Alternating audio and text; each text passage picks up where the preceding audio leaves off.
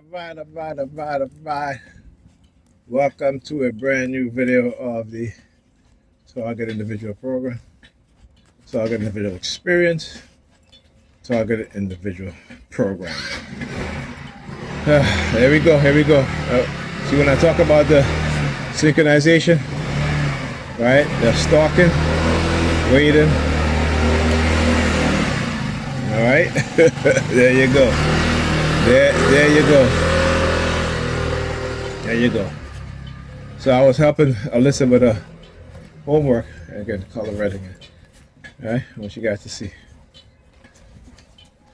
All right. And Pam came and she was like, it's 9 o'clock. I said, okay. I said, I'm helping her with her homework. Are you going to help her? Oh, I didn't know. I said, you know what? No, it's okay. So I got dressed. It's 9:30, and I said, you know what? You can help her. She goes, I said, you gonna help her? Yeah. We'll see. We'll see if she's gonna help her. Tell you, Pat, she's never gonna change. The other morning when she called me, Alyssa was home. And I said to her, I said, listen, you got to stop doing that. You got to stop going to sleep before your kids, particularly Alyssa, because she's going to be up all night. And when I call you to check on them, you don't even want to go do that. You go right back to bed. And she says to me, she goes, okay, I'll change. I think I did a video on that. See the red vehicle again? And she goes, I'll change. I'm like, okay, Pamela. I know she's not. Because they don't want her to change. You understand what I'm saying? But black people need to understand, right? And stop being so damn stupid. Stop being so damn dumb, right? And particularly our women. They're manipulating them, right? And they love the fact that they don't have to accept any accountability. They can always throw black men under the bus. It's always black men's fault, right? And the only people that are held accountable are black men. They're not held accountable for the shit that they do. But they don't understand that's part of the setup. That's part of the manipulation by those in position of authority, right? To give them a false sense of power, to give them this sense that they can control black men, or to give them, the honey trap, because particularly they prey on their low self-esteem, right? You got to understand how abusers work, how their mindset is, right? And how they will abuse anyone, particularly when in the position of power, because they can. And these women are another red vehicle. And these women are so gullible, have no self-awareness, right? Have no consciousness in terms of understanding psychology and psychological manipulation, other than they know how to use psychological manipulation on men to get what they want. Okay. So then she goes, you could have. I said to her, you got to call the teacher, because the teachers called you a couple of times. They told me, and they said that you haven't returned their call. And she was like, well, I'm busy. I'm like, Pamela, you're busy. But if somebody call you to say let's go out, all of a sudden you can call them back, right? You know what I'm saying? Because I want you to understand that's who she is, right? She would then Cyrus, yeah. She would rather do that as opposed to calling the teachers back, right? Because she doesn't want to be confronted on Alyssa getting to school late, because she's going to always throw Alyssa under the bus, right? Always. That's what she's been doing. No accountability. It's always the kids, right? And I said, you said to her that she's ruining her life. I said, no, you're ruining her life. How am I? I said, because of you not being the parent that she needs. That you always told her, I called you, I left yesterday, right? And I asked you to make sure that she goes to bed on time. And what do? You went into your bedroom and you went to sleep. So, every time I confront her, they'll always send the ambulance, right? Because I want you to understand this is what they do. And because she's being manipulated, she's thinking that she's being protected. Protected from who? From me? Not from me. Shit, I probably the one need protection from her. All right? You know what I'm saying? Because I want you to understand that this is what they do. And they manipulate some of our women right? Using, particularly when they're at a certain job, particularly who they work with, and manipulate them. You know, when she used to come home and be like, oh, well, I went out tonight with my friends. We work hard, but we play hard. I'm looking at her like, Pamela, seriously? I said, you need to stop it. You play harder, but you come home and you go right to bed. When I gotta leave, right, I put the kids in bed. When I'm going, they know you sleeping. They're up. They're not going to sleep. They're up. Right? That's what they do. They're children, and the fact that you don't quite understand that, the fact that you don't care, you keep talking about you work all day. You don't goddamn work all day, right? You don't have. You can leave work whenever you want. If you got to go out, you leave work early. Another red people. And I said, you've done it many times. So I said to her, you can tell that to somebody who don't know you, who haven't experienced what I've experienced with you for all these years, but I know exactly who you are. I don't go by what you say. I look at your actions. I go by what you do and what you don't do. Well, she's like, well, it's your fault because, you could have been there. I'm like, first of all, Pam, we're not in a relationship, right? But yeah, I said, she was like, well, when we broke up, you left. I'm like, okay, so, I mean, we don't live together, so what am I supposed to do, stay? I want you to understand how these women are so vicious, right? That they think that, if they break up with their man, that he has to stay in the home and take care of the kids while they go have their fun and say, fuck you, man. You know what I'm saying? Because they don't want you to go out there and start dating. Right? Because they know. I want you to understand what's all the red color on display. Right? Like we don't have feelings. Right? That is when you understand. That's when I truly understand that she's a female narcissist. And then I had my friend from Georgia send me a whole packet of information on narcissists, particularly female narcissists, because she was like she had to deal with a female narcissist when her husband her husband when he went and he got his oldest daughter from her mother because her mother was not taking care of her. Okay. And her mother was like this the same way. Even though I think, Pam may not be as worse, but she's up there. You work hard all day. You work hard all day. Okay? How many people out there working? I mean, when I used to work 14, 15 hours a day. During the summertime when I had my son, for the entire summer, right? I used to work. I come home. I make sure that I cook for a few days. Yes, I had. My mom or my sister were watching while I'm working. If I'm working late. But I never come home at night. I just go to sleep. On the weekends we go out. Right? I took the time, spend the time to go out. And because he's with me the entire summer, if I have to go out, it's not every single week. Maybe once a month or twice a month for the entire summer. That's it. Right? Because that wasn't more important than spending time with him. You know what I'm saying? But I understand women are selfish. Like I've had women tell me, why you always buying your son this and this and this? Because he's my son. Because they will look at you as a father and see what their child father's not doing, and then try to criticize you for being the good father that you are. Why? It's the crab in the barrel mindset. They don't even understand it. And I never fault them for it.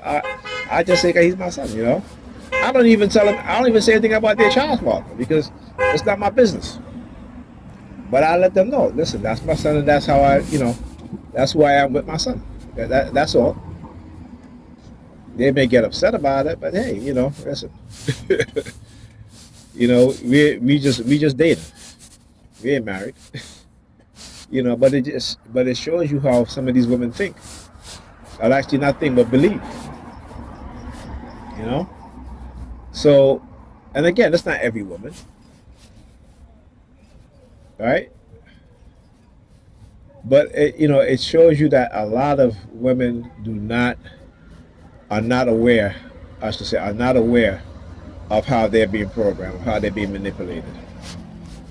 I tell Pam all the time. I said, look, you have all these issues. You have all these issues, but you want to act as if there's nothing wrong with you, right? So as long as you can get to go out and have your fun and come home and crash, and Nigel is there to take care of the kids and to clean the house and to cook and all that stuff, you're fine with that, right? I said, I'm like, come on.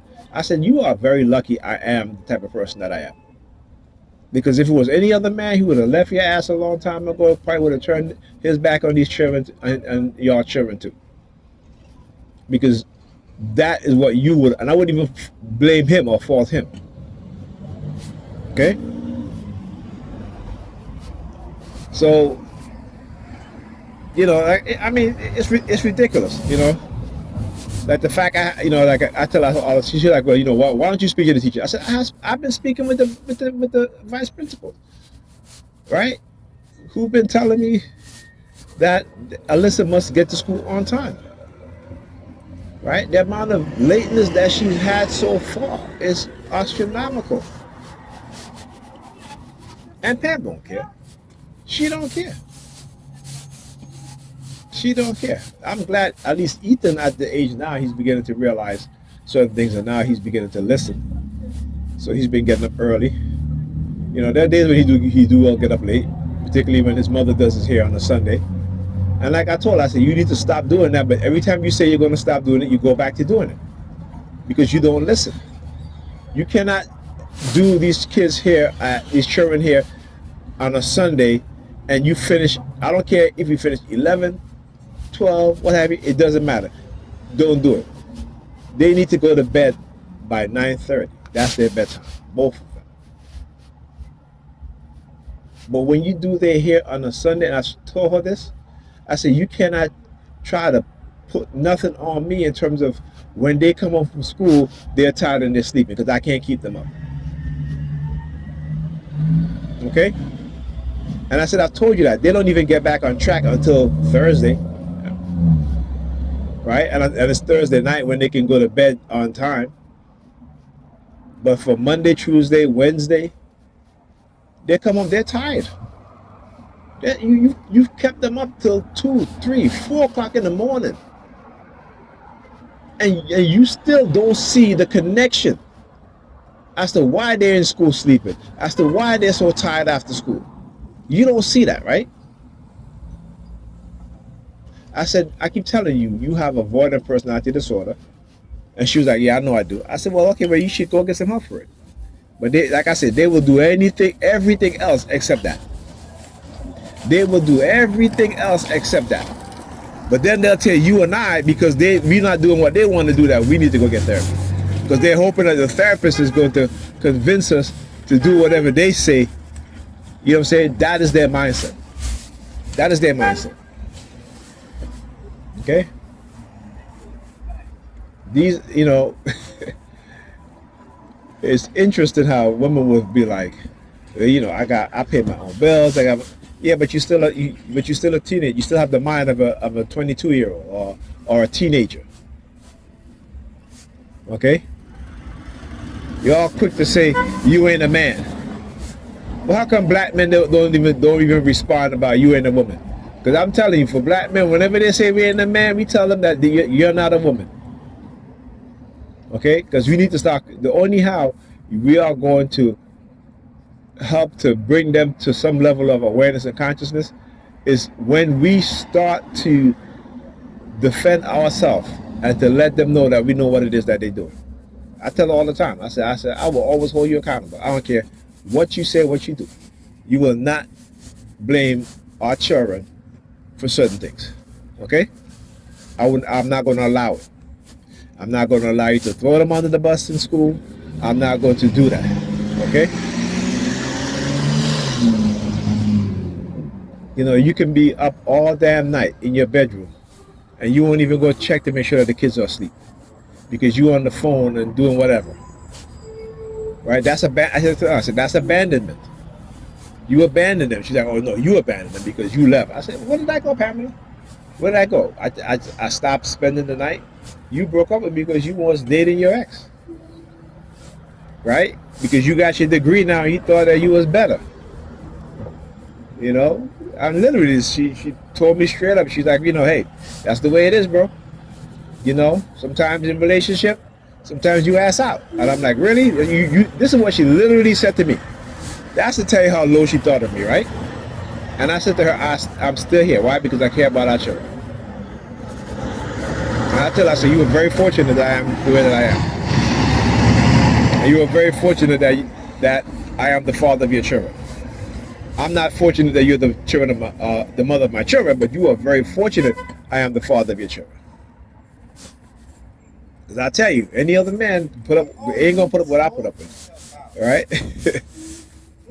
And again, the New York Predator Department is encouraging, is promoting this mindset. They're using women in ways in which these women don't quite understand. The honey trapping. They'll get them hired, get them promoted. But guess what? They're sleeping around, they're sleeping back, they just, I mean, I can't even explain it really. I mean, I guess I can. Particularly when you hear stories about nurses, and particularly some of these black nurses. I heard a black woman said, and this is what she said. A black woman said this. She said a lot of black women are sleeping with white men in their communities that they live in, right? And they're doing it secretly. Yeah, you hear the sirens? Yeah. And I didn't say this now. It was a black woman said it. I'm going to see if I can find the video. Just to show you guys. So because what she said is that a lot of black women love being fetishized by white men, particularly particularly as nurses. They're sleeping with the white male doctors, the other white male nurses.